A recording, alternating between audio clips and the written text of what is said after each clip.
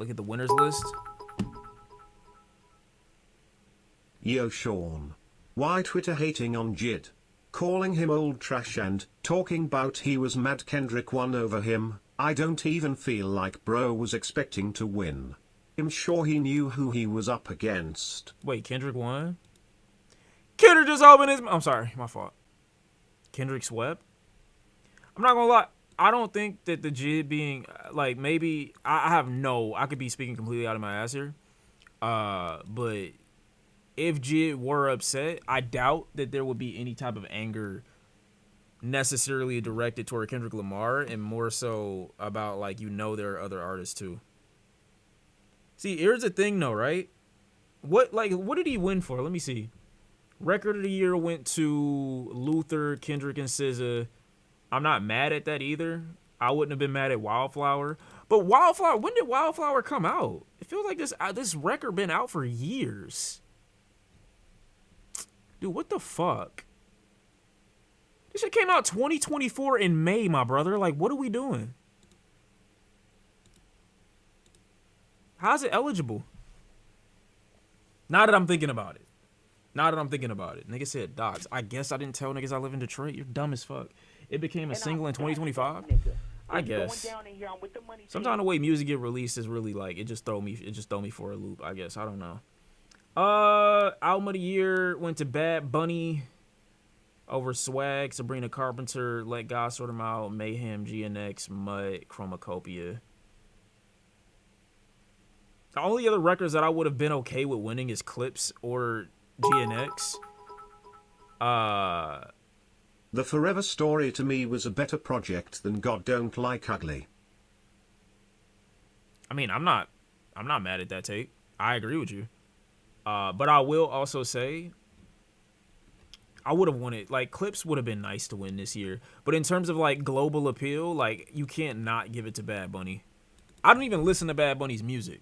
I'll be honest. Like, I don't even... But I also think that, what is it? The Grammys is not going to be at risk of being on the wrong side of history ever again. Ever. Like, especially amidst everything that's happening with ICE, I'm not saying that they're giving it to Bad Bunny because they want to be, like, culturally correct. But I just don't think that they're going to lose any favors or any optics by giving it to him, and then also understanding, like, the timing of everything right now. Like, it just, to me, it happened at, like, the perfect time.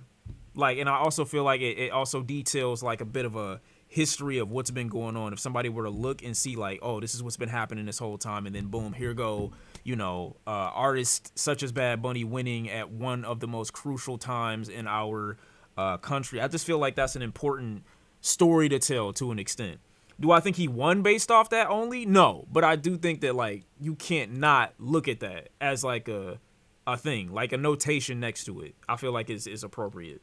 Song of the year going to Wildflower from Billy, which I'm okay with. I like Wildflower. It's not that complicated of a song, but I like it. Olivia Dean winning Best New Artist. That's cool with me. I guess. I still don't know how Addison Rae even makes this list. I don't. It got to be some type of connection somewhere. Circuit winning over everybody here in terms of producer of the year. Songwriter Amy Allen. Okay. Let's go down to the wait. Who won Best Pop Vocal Album? Let me see. Lady Gaga. That makes sense. I didn't really love this album from Lady Gaga either, but it makes sense vocally speaking. I would have gave it to maybe Miley Cyrus if it wasn't Lady Gaga. Damn, they didn't give it to Black Boy Max. Fuck. Who won? Oh, Tame Impala. God damn. Why didn't y'all tell me he was up against Tame Impala? What the fuck? Teddy Swims? Wow, why are you doing that? I heard Teddy was a nice guy. I really don't know. I lied. I have no idea what type of guy Teddy is. FKA Twigs won Best Dance Electronic Album.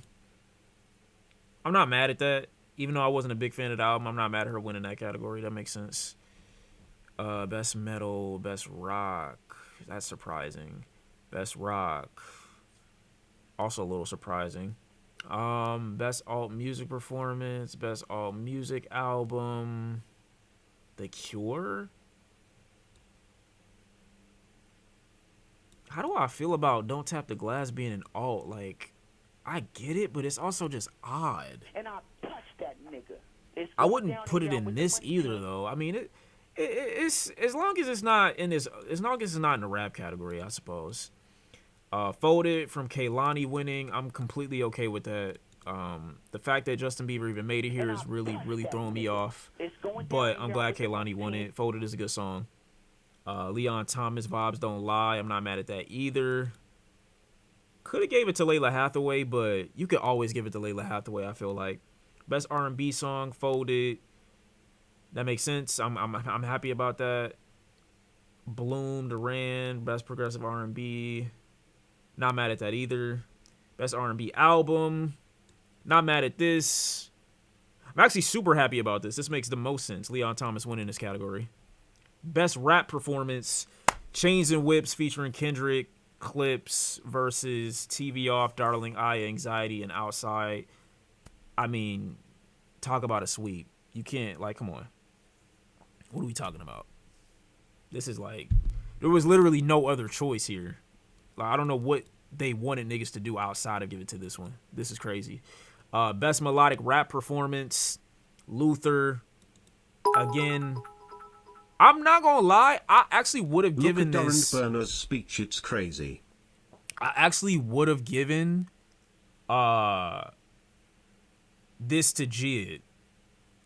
Honestly, anybody in this category could have won and I'd have been okay with it. But I also feel like, I don't know. I feel like Kendrick, you know, when Kendrick is available at this stage, and again, I'm not saying that he's always going to win and he's just like, you know, it's not like great art still being a priority. It is, but I feel like after that 2015 shit, bro, they are never going to make this mistake again. If Kendrick is available to be chosen and he's also, you know what I'm saying, had an incredible year and the story behind him is still something that you can easily get behind. Like Kendrick Lamar chopped down. I mean, like, how do you, that, like, they're both telling stories in Bad Bunny and in Kendrick Lamar. You can't look at that and be like, yeah, nah, this isn't something that you have to detail. Like, going through it historically speaking and the year he's had, all of that contributes to why we have to, you know, acknowledge him this year. You kind of do. I'm not saying it's not deserved. I'm not saying that that's to take away any of the, like, artistic merit that some of these songs have. It's just also to say that other outside, like, contributing factors are going to make this even bigger than just the song nomination. Like, you got to look at what it took to get here and then be like, oh, well, damn, you can't overlook this story that's being told here. You can't overlook, you know what I'm saying, the idea behind Kendrick Lamar basically dethroning an entity. You know, Drake is more than just a rapper or a musician. Drake is like a I don't know. What do you call Drake? He's like a mass within music. Like it's not something that you can go around. Like you can't avoid Drake. It's like I just went through this nigga. You know what I'm saying? I completely went through this nigga and broke through, you know, everybody's ear in 2024. And then I did it again in 2025 with my performances or whatever the case is. Like I just feel like you gotta acknowledge that story. But if I had to give it to anybody personally, I thought that Jid sang the best and rapped the best with Wholeheartedly and blew basically everybody else out of the water. I honestly also could have saw this being given to Party Next Door and Drake because Somebody Loves Me is incredible. So I'm just being honest. Like I would have probably gave it to Jid. I'm gonna be honest. As good as Luther is, if I gotta look at the rapper that's doing it all too, I mean Wholeheartedly is fucking crazy. TV Off wins Best Rap Song over Anxiety. Birds Don't Sing. As long as John Legend didn't walk away with anything, I'm happy. Sticky from Tyler, Sexy, and Wayne. This is the Glorilla track, is it not? And then TV Off. You know, oddly enough, I would have been okay with Glorilla winning here. I'm not going to lie. I would have been completely fine with Glorilla winning here. But again, if you got the option to pick him, and after the year and everything that he's had, and you paying attention to him basically like dethroning a part of musical power. I mean, you gotta look at Kendrick and be like, yeah, no, we gotta give it to him. But personally speaking, I really would give it to TGIF. Like, that's a really fun song. It is. And as far as what you could hear playing and what it is that I heard playing, I didn't hear no TV off. I'm gonna just be honest. Not saying TV off not good, but I ain't see no TV off. I'm gonna be honest, bro. I ain't hear that. I ain't see that on my DJ Khaled shit. That's mysterious music as far as I'm concerned. Best rap album, GNX over Chromacopia, God Does Like Ugly, Glorious, and Let God Sort 'Em Out. I would have given it to Clips.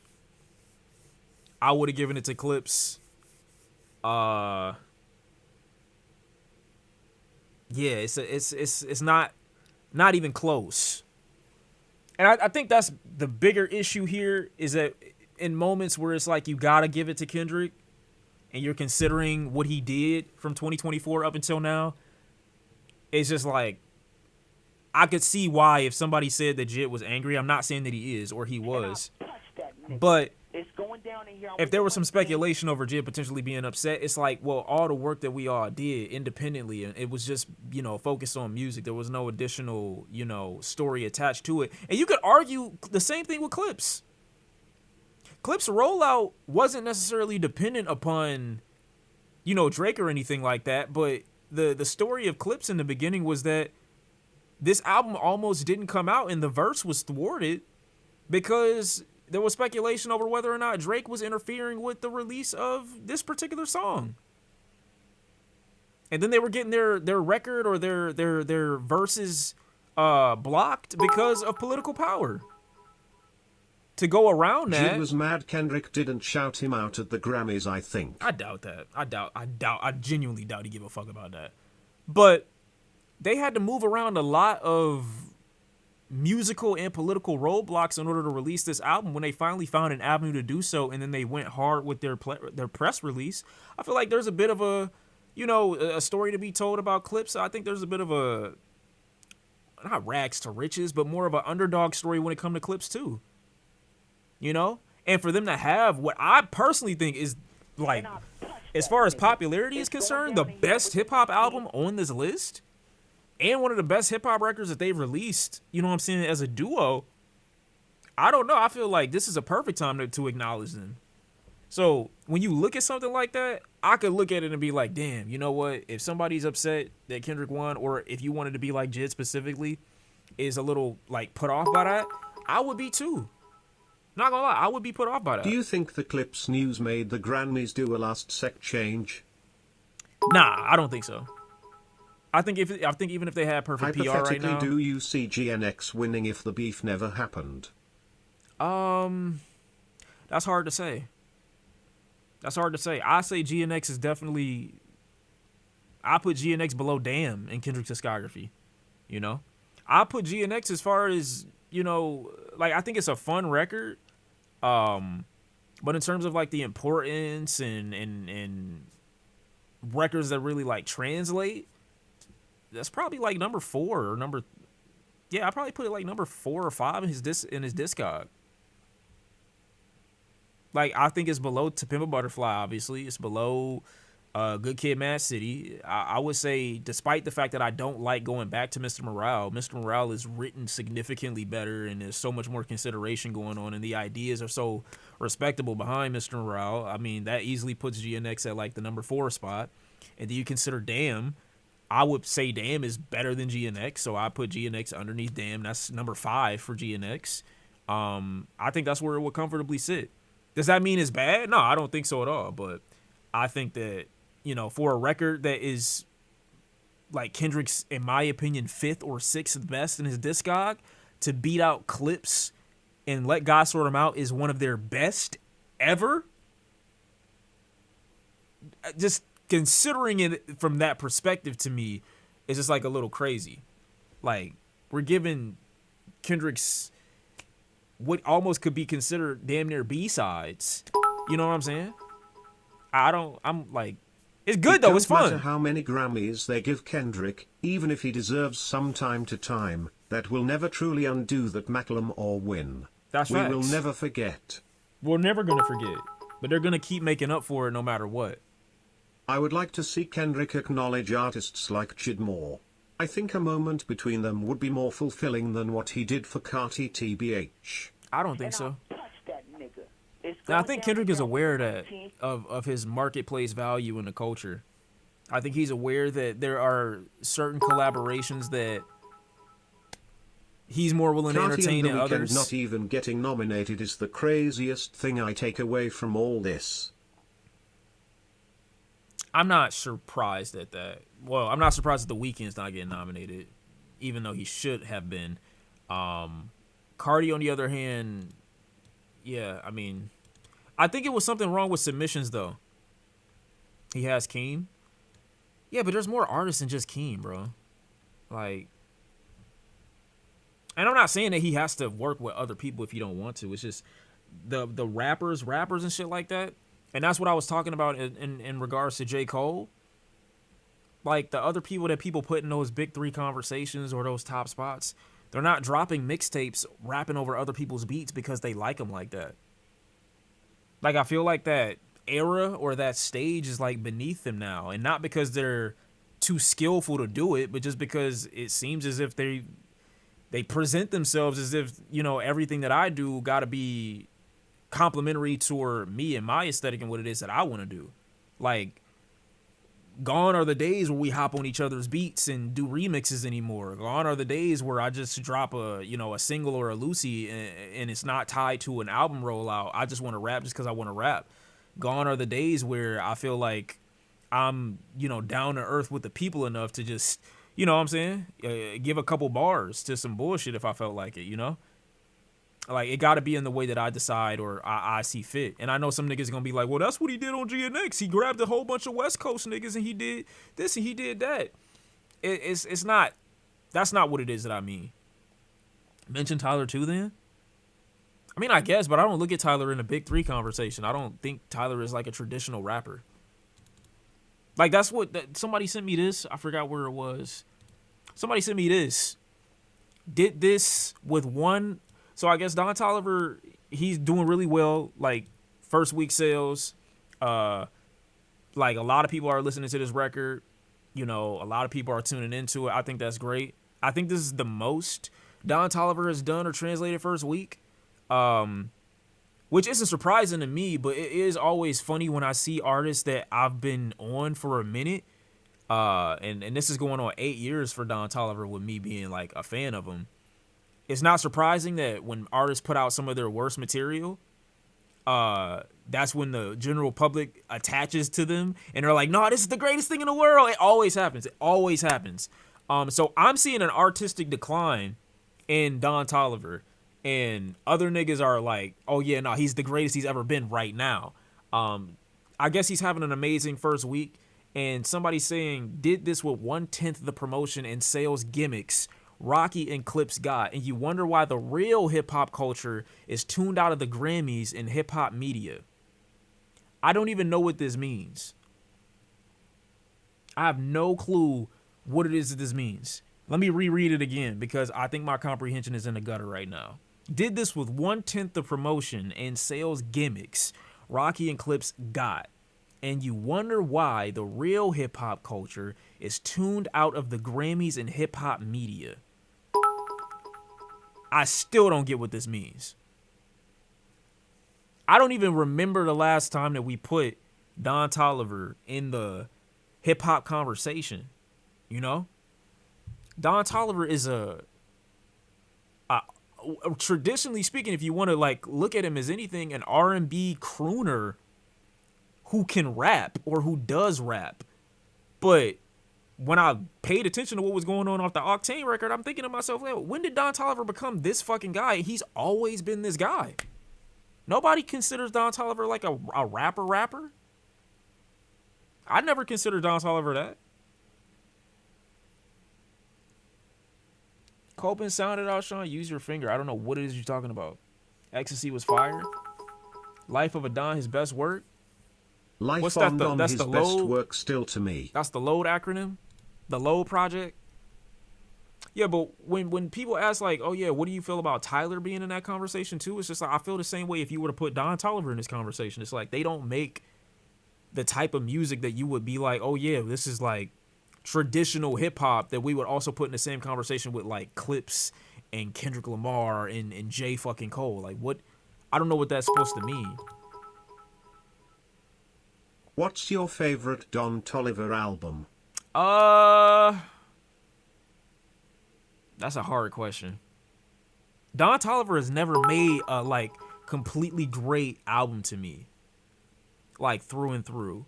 Like he's had these runs. It was this amazing stretch on Heaven or Hell that I was in love with. I think 2020 or 2021 when it came out. Then you got Life of a Don, which got a lot of great songs on it. Then you got the same type of vibe with what's that one record? And I touch that nigga. It's going down in here. I'm with The Rockstar record. I forgot which one. Hearthstone Psycho. And it's a lot of good records off of there. But I've never listened to a Don Toliver album, and I came away thinking like, oh no, this is fire start to finish. There's always been some level of like, oh yeah, I'm not really on this one, but I like this one. I like this one. But the ones that I like I always go back to. I could make a perfect Don Toliver album out of the records that I love from him 100% easily. But favorite, I don't know. I don't think I have enough songs that end up on one Don Toliver project for it to be my favorite specifically. You feel me? Make a playlist? I'll do it. I'll do it soon.